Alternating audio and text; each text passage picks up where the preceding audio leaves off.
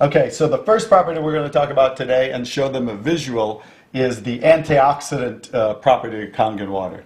So the potential to reduce oxidation instead of causing oxidation. And we get to show them with a little meter called the pinpoint ORP meter. I'm going to let you hold that. All right. All right. And what this does, everything, you understand everything has energy, right? And so what we can measure in all of these liquids here are the voltage, and this measures in millivolts.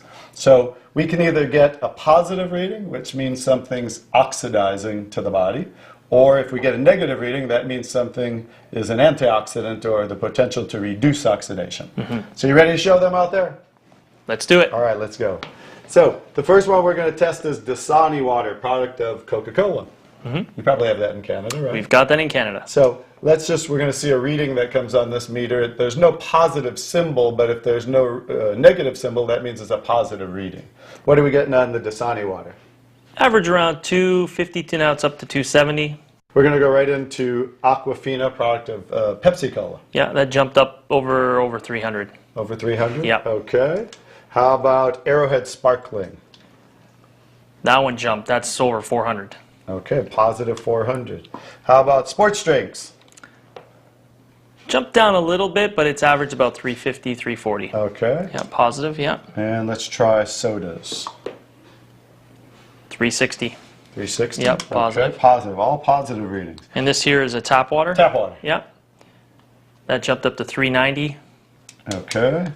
And now we're going to go, the tap water that was run through the machine just about 30 minutes ago turned into Kangen water. Yeah, and it's gone negative 380, 360, 340, 500, and it keeps going down. I think you can see based on all the waters that we tested, every one of these is what? It's oxidizing. Oxidizing or aging, right? Speeding up that process. I think you can see that Kangen water is the only one that has the potential to reduce oxidation in the body.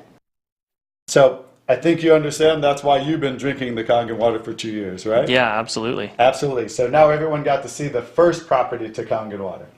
Elvis, you ready to show them the second property to Kangen water? I'm ready. Okay, so let's grab this pH chart there. I'm going to let you hold that for us. All right. I'll explain it to you and everybody else out there. The pH chart goes from, shows the acid-alkaline balance. So it goes from 0 to 14, 7 being neutral. Anything below 7 is on the acidic side. Anything above 7 is on the alkaline side. You ready? Ready. Let's show them. So we have some food-grade pH drops, and pH stands for potential hydrogen. And so we can test all of these liquids. Let's just start with a few drops in Dasani water, to Aquafina, to sparkling, to the sports drinks, to soda, tap water, and then right to the Kangen water. So hold that pH chart up there and we can kind of see, take a look at how about Dasani water? Where is that on the chart? Yeah, near the bottom of the acidic. Acidic side, right? Okay. How about the Arrowhead water? That's even more. Very acidic, right? Yep. How about the sparkling water? It's about the same, right at the bottom. Very acidic. And how about the Gatorade, or made by Gatorade, Propel? Yeah, almost identical. Extremely acidic. And now going to the soda. Acidic again. Also extremely acidic. And let's test tap water. Yeah, right in the middle, neutral. Right around neutral. Tap water is always going to be neutral to slightly alkaline based on the city. You know, they put different things in the water from chlorine to fluoride to lye in the water. Most of them use lye, which is a pH of 14. That's how they raise the pH of the public water source. If it were acidic like these, it would rust the city pipes. So that's why our tap water will always start there. Let's go to the Kangen water. Looks like my shirt. Star of the show. Looks like my shirt. Look like your shirt. So we took tap water, ran it through the machine, and with a touch of a button, we separate the alkaline minerals from the acidic minerals, and now we end up with the second property, very unique to Kangen water, which is that it's very alkaline and alkalizing to the body. So watch what happens when we add a little bit of Kangen water to some of these beverages here. Notice how we can change from an acidic state to an alkaline state just with a few drops. If I don't get too messy here. That's pretty amazing how that works.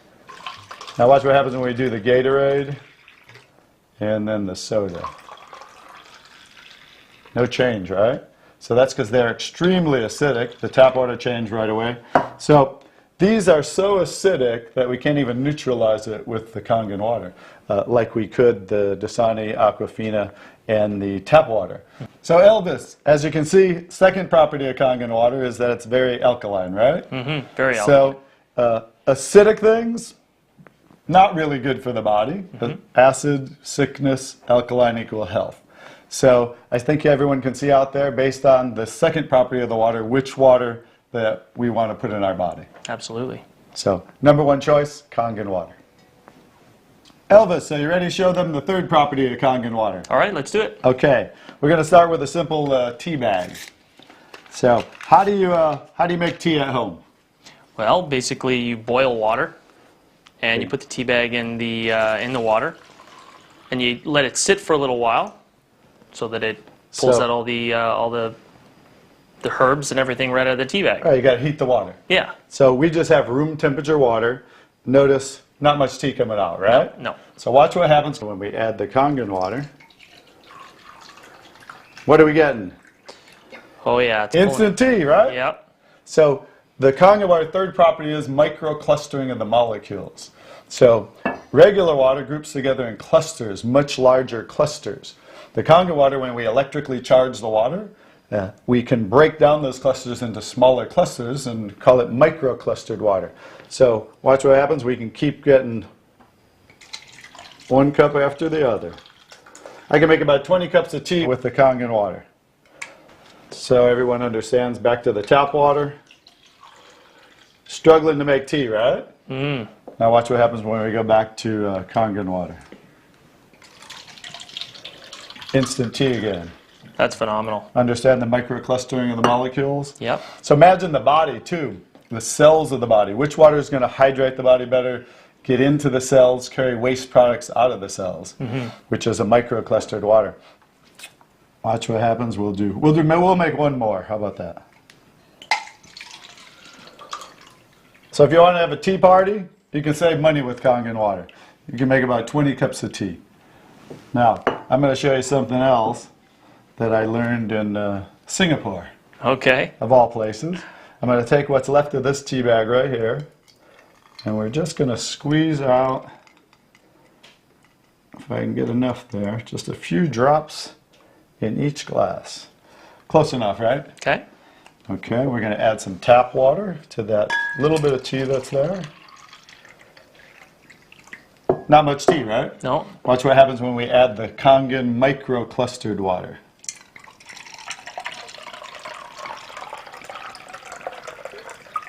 Wow.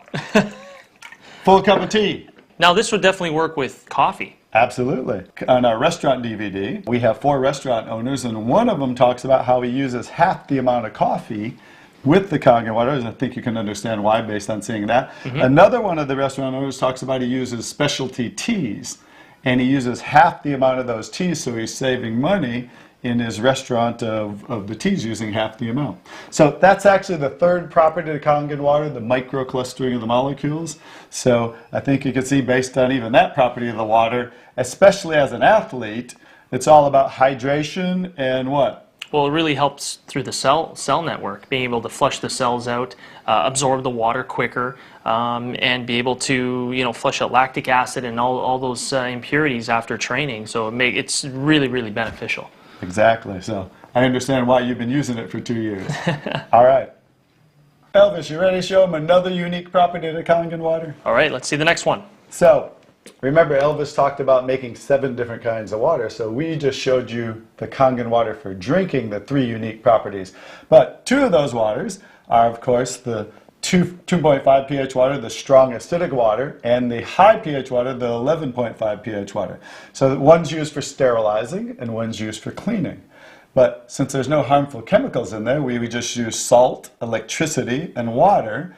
That means we can also do something else with those waters, and that is clean our produce. So how do you clean your produce at home? Usually either put it under tap water. Sometimes you can buy some other type of cleaning agent to clean them off from any of the pesticides or any of the dirt that you have on them. All right, so we're just going to take some tomatoes that I just bought at the store on the way in here. These Nature's Sweet tomatoes.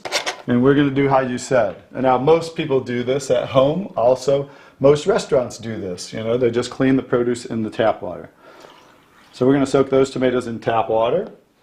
And then we're going to take, I already made some, the high pH water, which is the strong Kangen water. It's a pH of about 11.5. Could be 11 pH to about 11.5. And we're going to soak those there. Okay. And while those just soak for a minute, we're going to take some, I have sesame oil with me today. And we're going to take a little sesame oil, put it in 2 cups. This is kind of just going to show people we're going to simulate with the sesame oil what's happening with the tomatoes so they can understand what's going on as we do this. So what happens when you mix water and oil? They don't mix. All right. Basic science, right? You take tap water, add it to oil, and let's see what happens. They should separate. Just like usual, right? Yep. The water is separating, the oil is floating to the top. Watch what happens when we take the high pH Kangen water. And immediately, what happened to the water? Oh, it emulsified. Right, we broke down oil with water.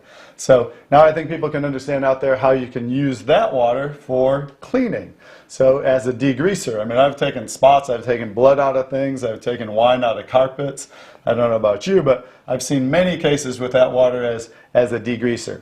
So watch what's happening when now we'll take these tomatoes, and that's the one soaking in the tap water. And this has been soaking in the 11.5, right? Mm-hmm. Big difference, right? Huge difference. You can see all the chemicals and pesticides and everything that was on the tomatoes all pulled out and is sitting in the water. Right, so we thought we cleaned the produce with tap water, but just like it can't break down the oil, it doesn't have the ability to break down the oil-based herbicides and pesticides that they put on a lot of the produce. So let's go ahead and do a taste test. Okay. Are you game? I'm game. All right. All right. I'll even try this. Pretty good tomato? Yeah, it's good. Now, I didn't used to like tomatoes.